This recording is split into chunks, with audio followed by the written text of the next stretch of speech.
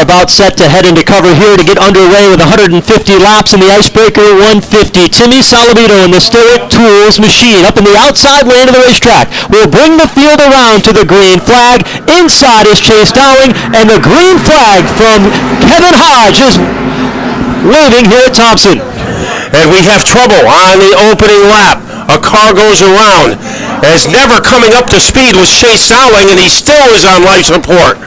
Meanwhile, trouble on the back straightaway. Doug Kobe's car has contacted the outside lane after the caution flag was already out, pounded the outside wall, the right front tire up on the front of that machine. Max Zachem was also in that, and well, he spun on the front straightaway, but the drama on lap 1 of the Icebreaker 150. Now, will the outside be the advantage for the natural Tim Salamito? Yes, it is, as he gets the jump on Rowan Pennink. Salamito takes over the top spot. Pennink will drift up to the outside lane and get second. Andy Seiss runs in third. Craig Lutz is a bit slow on the restart. He is losing ground on the bottom. Everybody stacked up in the high lane trying to go by him. Waltzing around Lutz is Patrick Emmerling in the 07, and he takes Monsignor with him, and Bobby Santos is able to rumble around the 56 of Lutz. Santos up to the 6th spot, and then here they come, charging up the outside lane, going by Lutz, who's losing ground on the bottom, including Woody Pitkat, who's the new challenger up high. New ride for Pitkat this year in that number 46 car, driving the car out of the Goodale camp. Jeff Goodale stepping out of the ride at the end of last season, and Pitkat securing a full-time ride. He does. He's running 5th right now. The lap car of Kraus between he and this battle right here. Timmy Salamito, Rowan Pennink, and Pennink in that blue number 3, getting pretty aggressive here in the early stages. Goes down to the inside, looking for the race lead off turn number 2. It's not usual you see Pennink this aggressive this early, Matt, and he is going after Salamito in turn 3. And speaking of being aggressive, look at the 89 of Matt Swanson as he is trying to make a move. And he is going to pull it off against Woody Pitkat, and grabbing onto his shirt tail is Craig Lutz. He is going to try to follow Swanson underneath Woody Pitkat. So Swanson has now picked up another position. That puts him inside 7th. Up front, battle for the lead. Pennink leading at the line underneath Timmy Salamito. Back down into the 26-degree banking of turn 1. Slides across the nose of Timmy Salamito. And on lap number 20, new race leader is Rowan Pennink.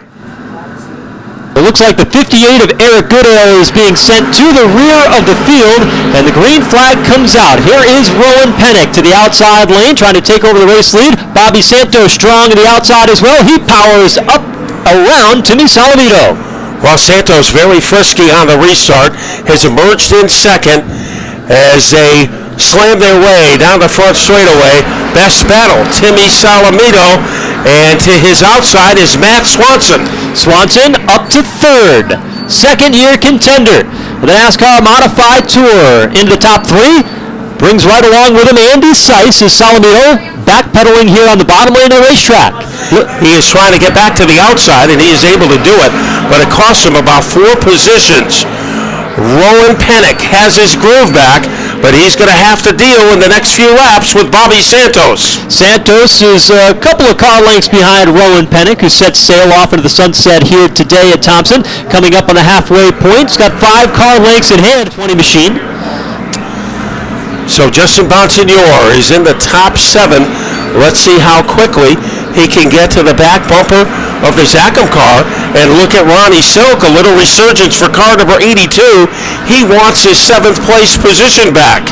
Silk working on the bottom of the Danny Watts own number 82. Bonsignor able to hold him off for now, but Silk drives deep down into turn number 3. Gets up to the door, now even across with Justin Bonsignor. So Bonsignor is putting on quite a demonstration in car number 51. So there is no slowing down for the Red Baron in car number 3. Continues to look really strong up the front of the field. Remember, he still has to come down pit lane. Silk is able to get around Justin Bonsignor and pick that position back up again. To get back down into the corner, they close in some more on Max Zachem. And Ronnie Silk, one of the cagiest drivers, Here comes Zachem, trying to get underneath Salamito, and he just didn't make the move as he tried to excavate his way underneath that number 16 car.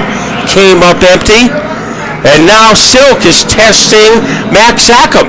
So Ronnie Silk, he is on a rampage, and Silk is able to beat him down the backstretch. Silk was another one of the cars that came down pit lane here on lap 61. He goes to the inside of Max Zachem, gets by him, and now pulls to the bottom of Timmy Salamito down to turn number 1 across the nose, and give 2 more positions to Ronnie Silk.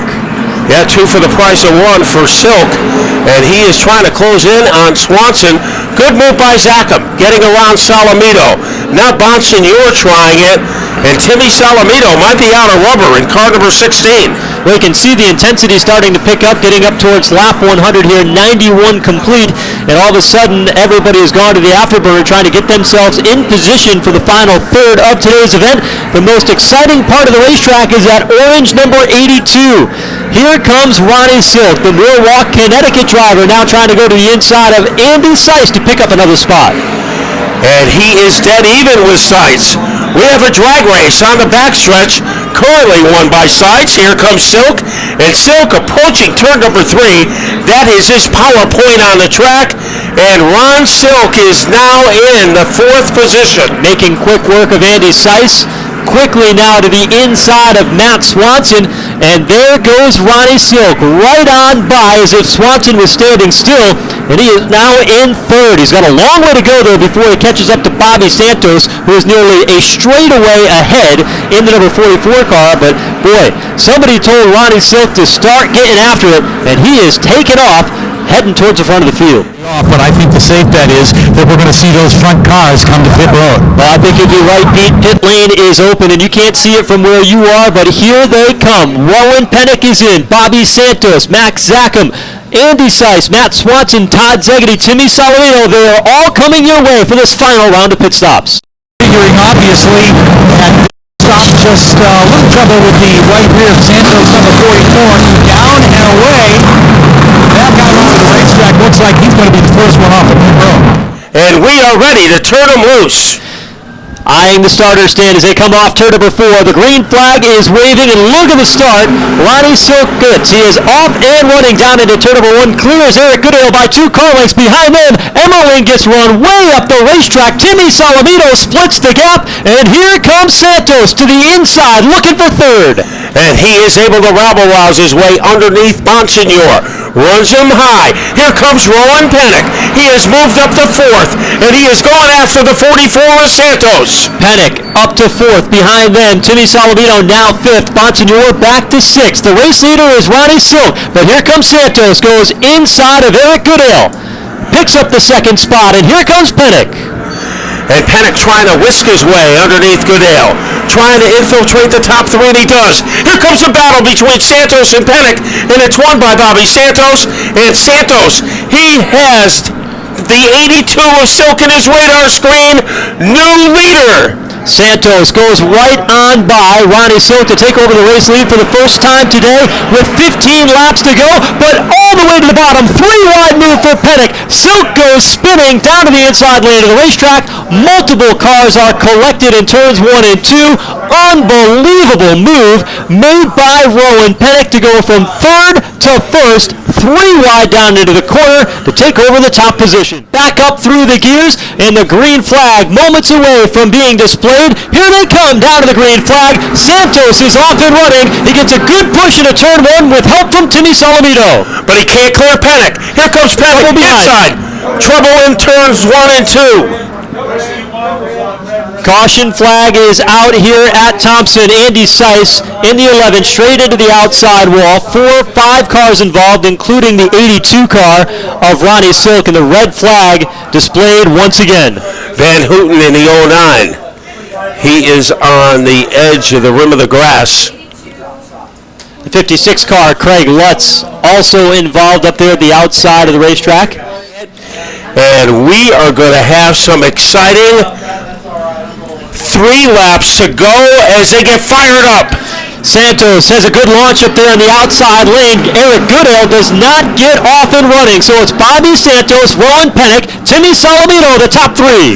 Here comes Pennink on the inside of Santos. Battle for the lead. Rowan Pennink takes over in turn 3. He brings Timmy Salamino right along with him, the new leader. Contact. Salamino into the side of Rowan Pennink. Pennink away with the lead with 2 laps to go. A wiggle by Salamino, but he is back on the attack, trying to stay with Santos. Here comes Max Sackham. Max Sackham moves into the top 3. He's going to move into the top 2, and Salamino holds him off. Eases out of the throttle. Max Sackham, 1 lap to go. Rowan Pennink trying to go back to victory lane here at Thompson. He leads the charge down to turn 1 in the final lap. And he has a hefty lead over Salamino. Sackham trying to evict Salamino from second. Santos is 4th. Here comes the Red Baron, Rowan Pennink. Rowan Pennink off turn number 4. The checkered flag is waving, and the Icebreaker will go to Rowan Pennink in old blue, and the crowd here at Thompson loves it.